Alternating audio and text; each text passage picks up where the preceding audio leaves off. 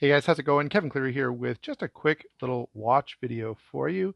Got a couple of things to quickly show you. Most of them you've seen before. Here is the Casio GA 100, really cool G-Shock watch. Then we have my Citizen Eco Drive Nighthawk, another watch that I really enjoy. Moving on to the Esquire watch, my wife got me a number of years ago. I've shared this one before as well. I will say, I really enjoy the face on this watch. And then we also have another G-Shock. This, of course, is the Casio. This is the metal with the green face. There are a number of sort of variants of this available, but all of these have in common the fact that they're analog watches. That is, there's hands moving, and that's what provides the information you're looking for from the watch. I have something a little bit interesting to show you.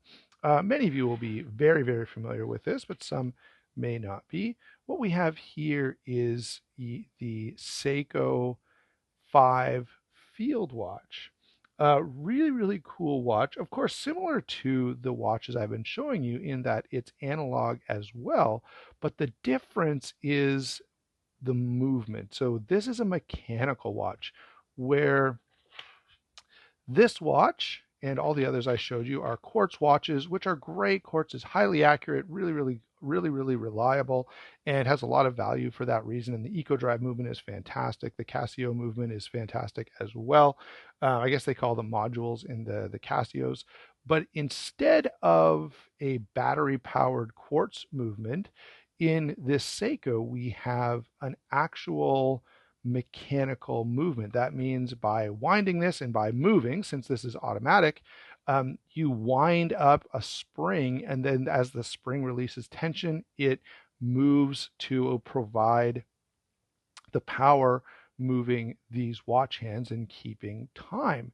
What's really cool about this, and there's a lot of mechanical watches that are going to have this feature, is that you can actually look in and see. Now, you can't do it right now. I'm going to pause and let you take a quick look at that.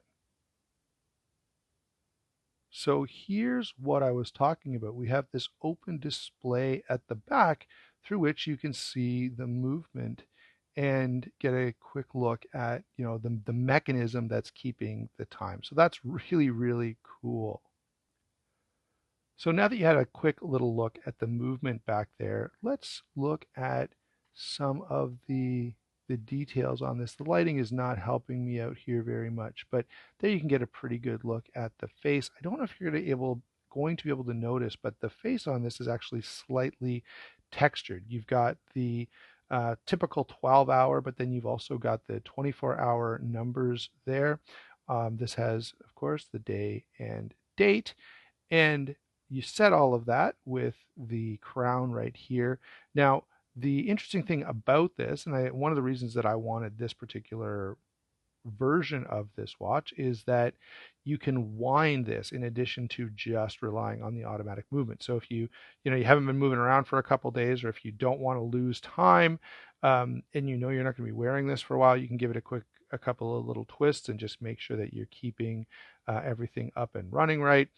So very cool watch, and it's what's interesting about this. This is more of a novelty, right? You understand that this is not going to keep time as well as the other watches I've shown you, but the fact that it does it with a mechanical device run by a spring is really impressive. All right. Just for those of you who are concerned about it, I will show you this on my wrist in a second, but the size on this is 13 millimeters thick. It's a little more than 13 millimeters thick. It's 40 millimeters wide. Okay, that's this dimension here, not including the crown. And it has 100-meter water resistance. So that's, this is not something you want to go swimming with, but it's going to be good for rain or getting splashed, or if you fall in a pool or you're out hiking and you fall in the river or something, you'll probably be just fine. So let me quickly show you this on my hand, and then we'll wrap up the video. Okay, so there's a quick look at the watch on hand. I forgot to say this, so I'll just say it now.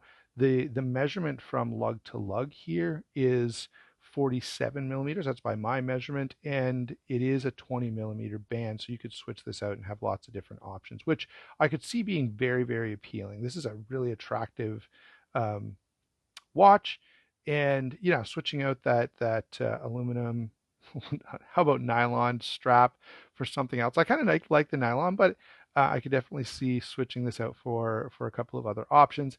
Anyway, there you go. Quick look at the Seiko 5 field watch.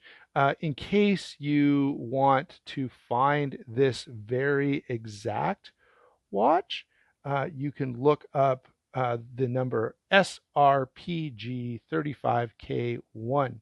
All right, there you go. Thanks a lot for watching. Don't forget to like and subscribe. Don't forget to check those channel sponsors. It's a huge, huge help. The Amazon links are there for pretty well all of the watches that I put on here, except for the Esquire. You're just never going to find it. But more importantly than the Amazon links are actually the channel sponsors: White Mountain Knives, DLT Trading, and Blade Ops. Check those out. Patronize those guys. Use my links. That's a huge, huge help to the channel. I'll thank you in advance for doing that, and we will talk to you soon.